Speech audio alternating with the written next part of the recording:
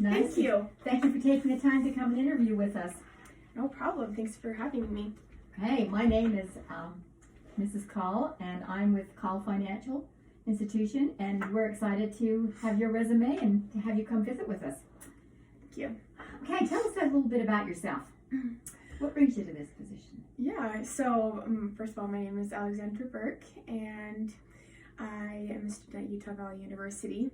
I am majoring in finances and business, and I currently work for a local credit union close to me, and I believe in customer service and making that customer service really exceptional for anyone who walks in.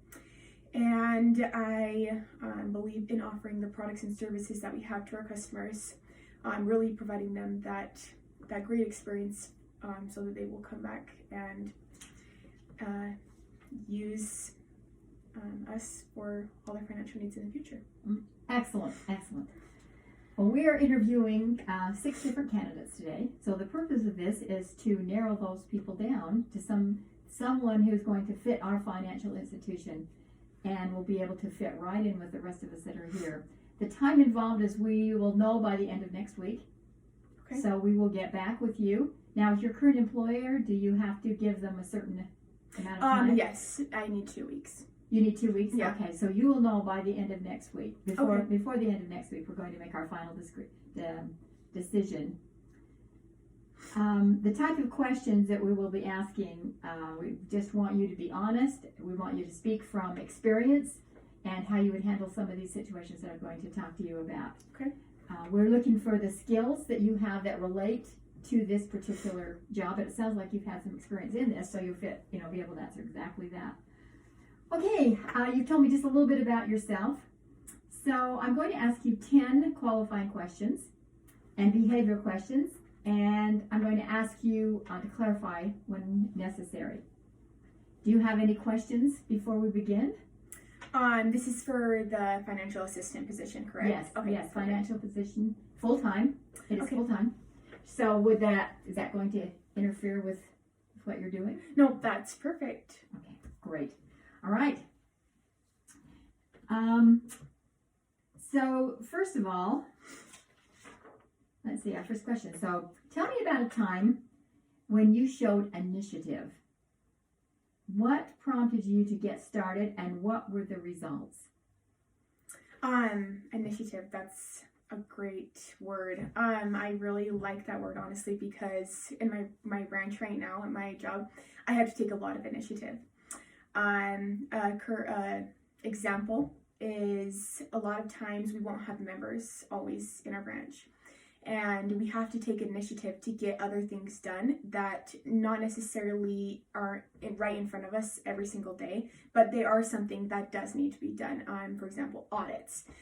When we don't have members in there, we need to be taking initiative to do audits and to get those done because they're very important. And if the things that we're doing for our customers are not to standard, then we could get in a lot of trouble. So that is one thing that we need to take initiative and get done. Okay, great. So initiative to you means? Initiative to me is just like taking a hold of whatever it's there and just applying it and applying myself to the job or the situation. Great, thank you. Okay, I'm going to be taking notes in case you're wondering why I'm looking down around him. Take some notes so that it just helps me remember exactly what you said. Number 2, then, what was the most useful criticism you ever received from an immediate supervisor? So someone said something that was, it was constructive. How did you embrace his feedback and achieve a positive outcome? Yeah. So one example is when we have customers come in. I'm a loan officer currently. When we have customers come in, they generally go to the teller line first. And the tellers generally tell them that to take a seat. And when I first started working there, I would just say, "I can help, who's next?" just out loud to everyone. And then I was given some constructive feedback. The feedback that I was given was, or advice maybe, was to walk over to the customer. Walk over to them and ask them what their name is, kind of get to know them briefly, and bring them to my desk and ask them what I can help them with instead of just saying out loud, "Who is next? How can I help you?" Great. That's very, very good. Can't write these fast enough, so I'll have to go ahead and fill them out. Okay, number 3. What do you feel that you have to offer above any of the other average employees? What do you consider yourself above and beyond? And when it comes to accomplishing your daily responsibilities and goals, and can you share a specific example of going above and beyond? Yeah. So I believe that is really important, especially when working face to face with someone, that you really make them feel important, make them feel like they're the number one priority. An example would be, I used to work at a grocery store a few years ago. There was this lady that would come in all the time, and she was not a happy lady. She would come buy her groceries, and no one wanted to help her. No one wanted to be her cashier. But I would always kind of search her out, and I got to know her name, and I was always like, please come and come to my line and I'll help you. And I know that you don't like a bag, so I'm not going to give you a bag, but how's your day going? Anyways, I really went above and beyond every other employee there, and I was able to help her to have Win her over? Yeah, just a great experience, and she became one of my favorite customers. She was really brightened up, and not to necessarily everyone, but to me, she definitely did. Great. That's what we like. I like to hear that. That's really, really good. Thank you, Alexandra. Okay, our 4th question. Describe a time when you elevated the level of value that you brought to a customer over time.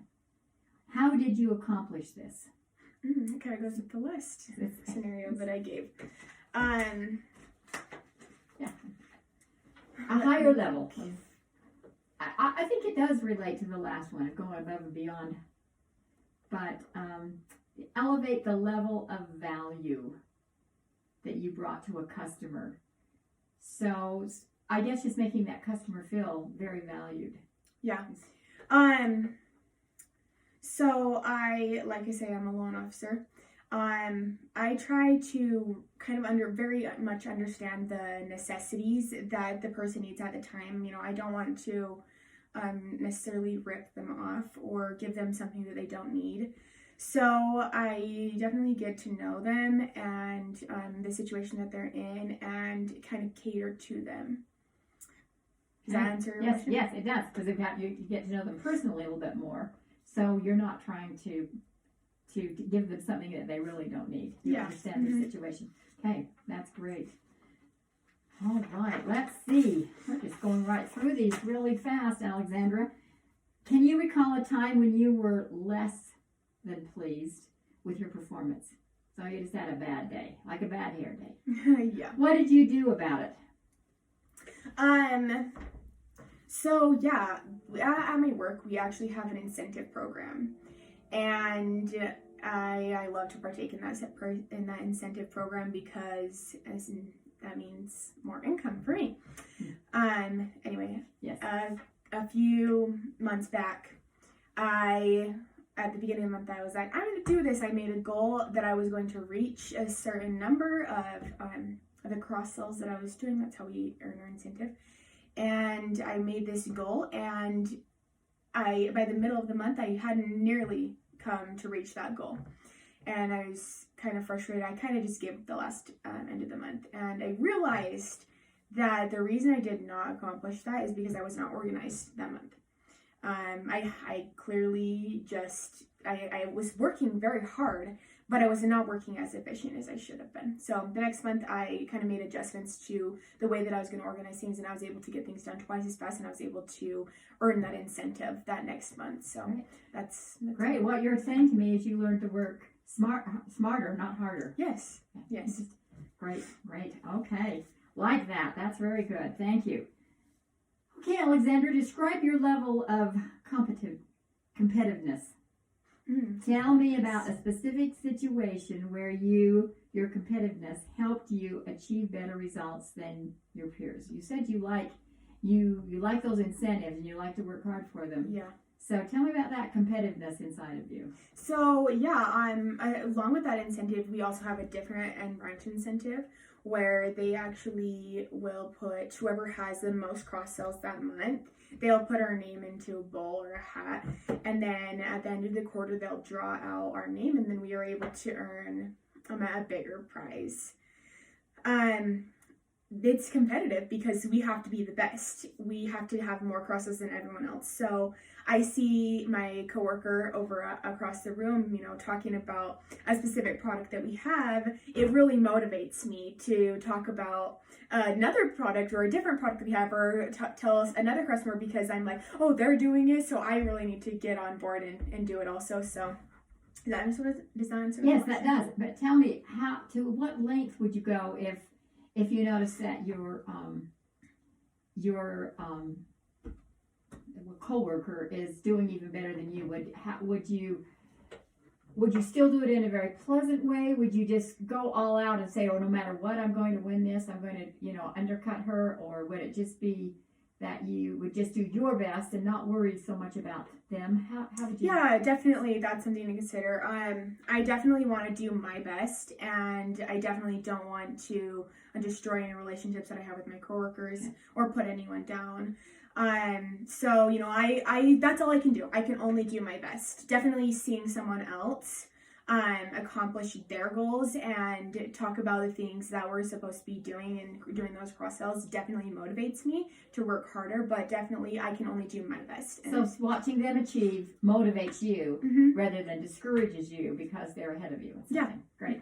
Great. Okay, good clarification there. All right, we're on number 7. So Alexandra, think of an example when one of your customers was not pleased with something that you or your team did. What was the situation, and how did you recover from that when they were not pleased? Yeah. Let me think. So we have this program that it's not necessarily the best program. So we try to avoid using the program at all costs. But sometimes we really need to use that program. Anyways, a specific example was one day we had some people come in and they were applying for a specific product that we had. And because we did not want to use the program, even though we were supposed to use the program, we deferred them to do something completely different, which actually created a bigger problem because it wasted more time of theirs because we really needed to actually use the program that we were supposed to use. So we had to, that was, the customer was very frustrated and definitely less trusting of us because they were, kind of handed back and forth and kind of went into a curvy line instead of just got exactly what they needed, even if it was going to take a little bit longer. So we try to overcome it. Obviously, we can't overcome the specific programs that we're given to work with, but we kind of let the customer know exactly what it entails, what they're asking for, and how long it's going to take. And we let them know that that this is the situation and they can go ahead and continue with the situation, but this is what's going to happen. And then they're more open-minded. They know what's going to happen. They don't feel like they're being thrown around. They don't feel like no one's paying attention to them or working with them at that moment because they know you would disclose that to them at the beginning. So if you didn't use that program, or I'll say, if you would have used the program in the first place, it would have caused less frustration for the customer. Yeah. And you figured that out, and so then you monitored and adjusted and went back to that program that you really weren't sold on in the first place. Basically we just made sure that the customer knew that it's a more difficult program to work with and it takes more time, but instead of trying to avoid the program altogether, we just let them know that this was the situation, this was what was going to happen, and so they were expecting it. Good. That's excellent. Okay, number 8 then. So, Alexandra, give an example of a time when you successfully persuaded your peers to change their minds and follow your recommendation. What was the specific situation, and then what came of that situation? Yeah, so one of the things that we try to sell more of, and it's kind of particularly hard at my branch, is credit cards. We are always pretty low on those. So I had a suggestion that we just have an application that the tellers can just give. They can actually cross-sell them. They just give that application out to anyone who is maybe doesn't have a credit card or is maybe particularly interested in a credit card. We were able to give them a physical copy of something so that they remember it, they take it home, they see it, they maybe fill it out, they bring it back to us. So we were able to sell a lot more credit cards because they were able to visualize that, they were able to have something tangible, and they were able to be asked if that's something that they wanted to. And so our sales actually went up because of me. Great. I was very happy about that, I'm sure. Okay, we have 2 questions left. So relax and just share a time when you were able to directly attribute your probing skills, you asking the questions, to solve a problem with a difficult customer. How did you use your questioning skills in probing to solve a customer? My questioning skills? Well, it's a probing skills, but the probing would mean the questioning skills. So how did I use my question? How did you use your, they put it in, probing skills to resolve a problem? If your customers there, you keep asking them questions and questions and questions until that you get the answer that's needed. That makes sense. So maybe a specific example would be, actually last week, there was a big misunderstanding. I was actually doing a loan for a customer, and they had actually applied online, and then I took over the application that was online because they came into my branch. They had applied for a greater amount than what their car actually was, because at the time that they applied for the loan online, they actually didn't have their vehicle. But when they got their vehicle, it was actually a lot lesser of an amount than they had applied for initially, but I never got that information. So they brought to me this car. They said, "This is a great car. We want to get this car." And when I put in the information, I was like, this car is not worth as much as the sellers are asking for it. And they got a little bit offensive. They said, "No, this is a great car. We've done a lot of research. I don't know why your system is not working correctly." And it was a misunderstanding. Anyways, I even brought it to a higher loan officer, and they said the exact same thing. So it's a big misunderstanding. But as I was able to go back, look at every single document that the customers had given me, I realized on the bill of sale, the amount was a lot less than the initial amount that they had applied for. And because I went back and looked at all those documents, I was able to see that. Therefore, I was able to change the amount, making it a lesser amount that they applied for, making the amounts line up, making the vehicle to the value of the loan amount. And then I explained that to the customer, and everything made perfect sense. And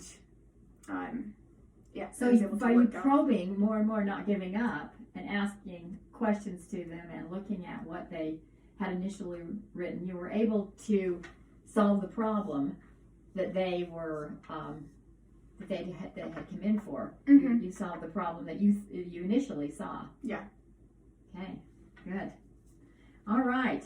So the last question that I have for you today is, tell me about a time when you identified a new, unusual, or different approach for addressing a problem or task. It's kind of like the same. That's almost the same as your other one, but a different approach for addressing a problem or task. How did you come to this situation? What was the outcome? I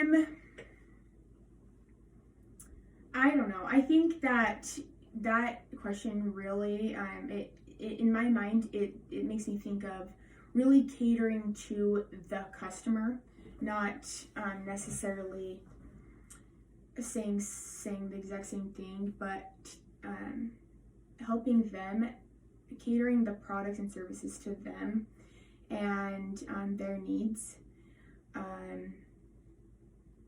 I think that's probably the most important thing, because everybody's different, everybody's in a different situation, and when you can kind of see the situation that they're in, you can give them the needs, help them with their needs, and I believe that is essential and very important. Great, yes.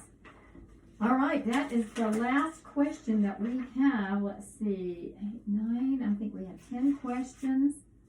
Yes, and Very well. You have done very well. I just appreciate so much you coming in and spending the time with us. And like I said, we will know by the end of next week what we're going to do. And I have all your information right here. So I'll take it back to the committee. We'll talk about it. And you will hear from us either way. Great. Thank you so much. Thank you. You have a great day. You too.